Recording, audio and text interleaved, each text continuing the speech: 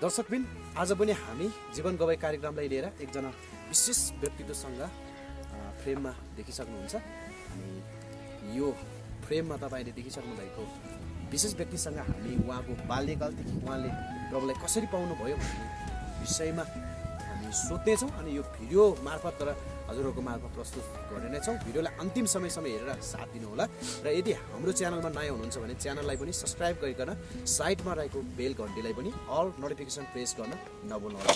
आज हामी जीवन गवाई कार्यक्रमद्वारा आज तपाईँहरूको बिचमा ठुलो आशिष लिएर उपस्थित भइसकेको छौँ। सर्वप्रथम हामी उहाँलाई स्वागत गर्न चाहन्छौँ। स्वागत छ हजुर।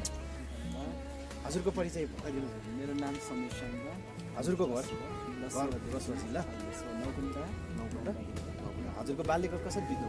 मेरो बाल्यकाल चाहिँ विशेष म चाहिँ पहिलाको दिनहरू चाहिँ सानै बुढो चाहिँ लामा पढ्थेँ। हजुर मैले चाहिँ बिस्तारै बिस्तारै लामाको हरेक कुराहरू चाहिँ त्यसरी नीतिको कुराहरू लागेर पहिल्यैदेखिबाट चाहिँ पुस्तकदेखिबाट त्यसरी भनेपछि तपाईँ लामामा कति वर्ष हुँदाखेरि लामा पढ्नु भएको? मैले चाहिँ तपाईँको विशेष 5 वर्ष पुग्न लाग्नु। 5 वर्ष उमेरदेखि नै तपाईँ लामा पढ्न सुरुवात गर्न थाल्नुभयो? गुम्बामा कि आफ्नै गाउँमा गुफामा बस्नु भयो? मैले चाहिँ सानैबाट हाम्रो माथि गाउँनिरको प्रमुख लामा भन्नेले चाहिँ हाम्रो चाहिँ मामा पर्छ। हजुर। अनि उहाँले चाहिँ हामीलाई चाहिँ 5 वर्षदेखि नै सानै उमेरदेखिबाट चाहिँ गुम्बामा तल ठुलो गुम्बामा काठमाडौँ प्लस तपाईँको काठमाडौँमा मैले 6 वर्ष समथिङ त्यति बसेँ होला। प्लस अनि तपाईँको 2 वर्ष जति चाहिँ म बाहिर चितवन भनेपछि कति वर्षसम्म लामा पढ्नु भएको हजुरले? मैले चाहिँ तपाईँको टोटल्ली चाहिँ 8 वर्ष चाहिँ मैले लामामा अध्ययन गरेँ। 5 वर्षदेखि 8 वर्षसम्म भनेपछि त तपाईँले 5, 8 कति भयो? 13 वर्षसम्म तपाईँले 8, 5, 12 वर्षसम्म 12 वर्ष हुँदाखेरिसम्म तपाईँ लामा पढ्नुभयो।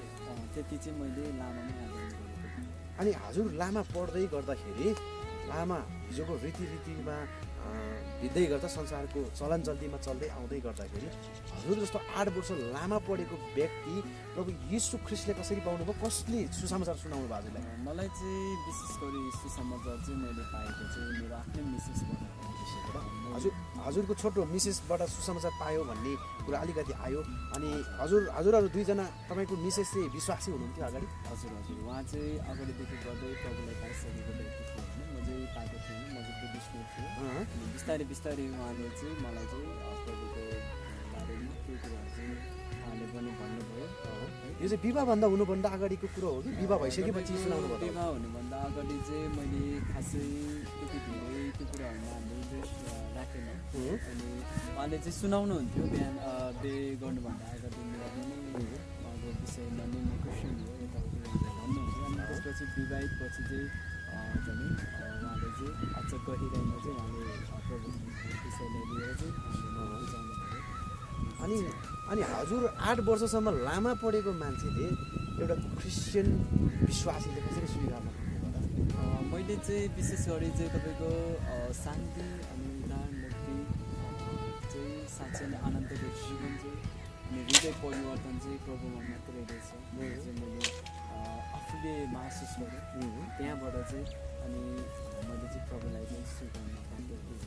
जस्तै अहिले हाम्रो बाइबलमा हेर्छौँ भने सृष्टिको कुराहरू उद्धारको कुराहरू हामी पाउँछौँ भने कि लामोको त्यो पुस्तकमा जुन बुद्धिस्टको जुन त्रिपिटक अथवा लामोको छेयो जुन पुस्तकमा चाहिँ उद्धारको कुराहरू सृष्टिको कुराहरू त्यहाँ वर्णन गरेको छ। तपाईँको उद्धारको कुरा पनि नगर्ने होइन, गरेको छ तर पनि सामान्य हिसाबले मात्रै गरेको छ।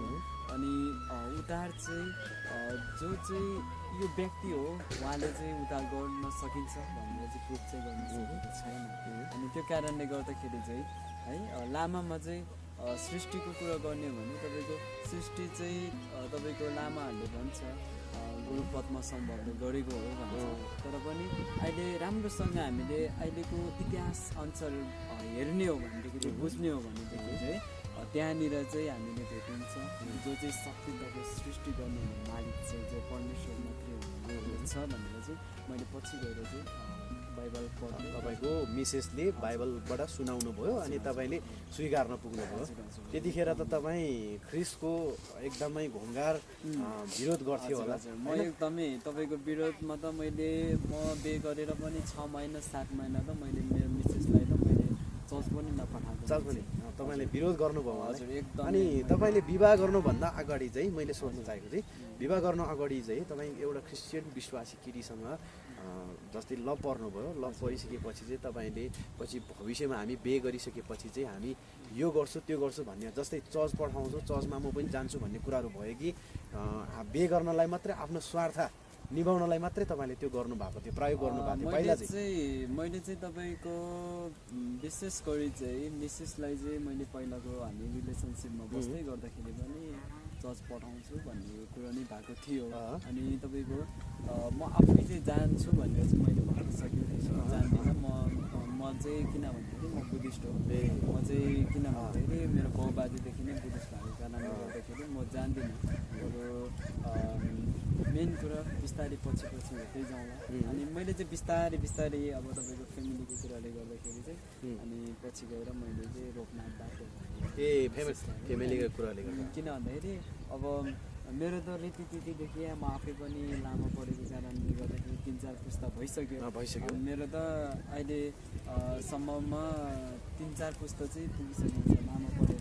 तर पनि लामो पढ्दै गर्दाखेरि अब उसलाई पनि लामो बनाउने भन्ने प्लानिङ चाहिँ बिस्तारै पुग्दै गएछ है। बिस्तारै चर्च नपठाउने अनि लामा बनाउने, अब यसलाई नि चर्च जान छोड्ने बाध्य बनाउने भन्ने तपाईँको विचारमा आयो? हजुर, एकदमै विरोध गर्ने व्यक्ति चाहिँ म भयो है। अनि पछि गएर चाहिँ थाहा थिएन प्रभुले चाहिँ मलाई चुन्नु भइरहेको रहेछ अहिले हेर्ने हो भने चाहिँ। र अहिले यो दिनहरूमा चाहिँ एकदमै इन्ट्रेस्टिङ कुरा सुनाउनु भयो हजुरले। अनि तपाईँले आफ्नो मिसेसलाई 6 महिनासम्म चर्च नपठाउँदै गर्दाखेरि तपाईँको हृदयमा जुन किसिमको घमण्डहरू उत्पादन भयो अनि त्यो अलिकति के कुरामा चर्च जानबाट रोकिएको त्यो कुराहरू अलिकति खुलाउन मिल्छ भने? मैले चाहिँ तपाईँको उसलाई चाहिँ मिसेसलाई चाहिँ उहाँलाई चाहिँ मैले चाहिँ मेन कुरा भनेको तपाईँको किन भन्दाखेरि एकदमै भित्र हृदयबाटै आफू नै लाममा आद्यान एकदमै है अब सबै कुरालाई भनौँ न समेटेर भन्ने हो भनेदेखि तपाईँको लामामा चाहिँ पहिल्यैदेखिबाट लामामा इन्ट्रेस्ट जागेको कारणले गर्दाखेरि अनि क्रिस्चियन भन्ने बित्तिकै मलाई चाहिँ एकदमै विरोध गर्न मन लाग्थ्यो है। अनि पछि गएर चाहिँ मैले मेन कुरा भनेको तपाईँको अहिले हेर्ने हो भनेदेखि भजन सङ्घ 115को त्यहाँनिर हेऱ्यो भनेदेखि त्यहाँनिर चाहिँ मूर्तिको कुराहरू छ नि त। अनि मूर्तिको कुराहरूलाई हेर्ने हो भने मैले चाहिँ अनि प्रुफ चाहिँ कसरी पत्ता लगायो भन्दाखेरि चाहिँ त्यो भजन सङ्घको पुस्तक 115को त्यहाँको निर हेऱ्यो भने नाक छ, गन्ध थाहा पाउँदैन, आँखा छ देख्दैन, मुख छ उसले बोल्न सक्दैन, कान छ उसले सुन्न सक्दैन। त्यो कुराहरूलाई चाहिँ हामीले शरीरमा जति नै अङ्गहरू हाम्रै स्वरूपमा बनेको छ नि त त्यो मूर्तिमा। तर पनि त्यो मूर्ति चाहिँ अहिले आएर चाहिँ यस प्रुभ गर्दाखेरि चाहिँ तपाईँको त्यो कुराहरू चाहिँ हामी मानवले जसरी चाहिँ उसले काम गर्न सक्दैन। त्यो कारणले गर्दा मैले चाहिँ पहिलाको दिनहरूमा चाहिँ के गर्थेँ भने उहाँलाई पनि मेरो मिसेसलाई पनि त्यही कुराहरूमा चाहिँ लान चाहन्थ्यो कि मूर्ति पूजामा लान चाहन्थ्यो। हजुर। अनि किन भन्दाखेरि मेरो हृदयमा त अब अन्धकारको कुराहरू बास बसेको छ। अन्धकारको मन्त्र तन्त्र गरिरहने मान्छे, हरेक कुरा गरिरहने मान्छे है, घेवा बान्ने, हरेक कुरा मरेकोदेखि लिएर लासहरू साबहरू हरेक कुरा त्यो गर्ने ठाउँहरूमा पूजापाठ हरेक मलमदेखि लिएर ठाउँमा पुगिरहने मान्छे। मलाई पनि के लाग्यो हाम्रो गाउँ ठाउँमा चाहिँ तपाईँको श्रीमान लामा भएपछि चाहिँ श्रीमतीलाई पनि सक्दोसम्म लामै बनाऊँ भनेर मेरो चाहिँ प्लानिङ थियो।